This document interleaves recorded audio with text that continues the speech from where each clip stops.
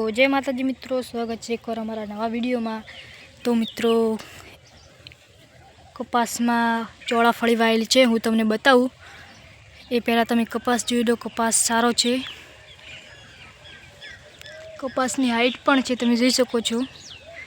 કપાસને રૂ વેણા વાઈ ગયું છે અને રૂ વેણી પણ છે। તો હું તમને હવે ચોળાફળી બતાવું। તો મિત્રો, ચોળાફળી તો આ રહી। ચોળાફળી થોડી બગડી ગઈ છે, પણ ગવાર સારો છે, તમે જોઈ શકો છો। ગવાર સારો છે, તમે જોઈ શકો છો।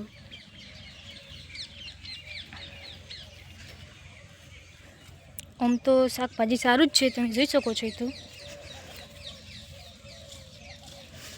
તો આપણે આવી ખેતરમાં વાવીએ તો આપણે બજારમાં લેવા ના જવું પડે, એટલા માટે આપણે ખેડૂત ભાઈઓ બધા ખેતરમાં જ વાવે છે શાકભાજી।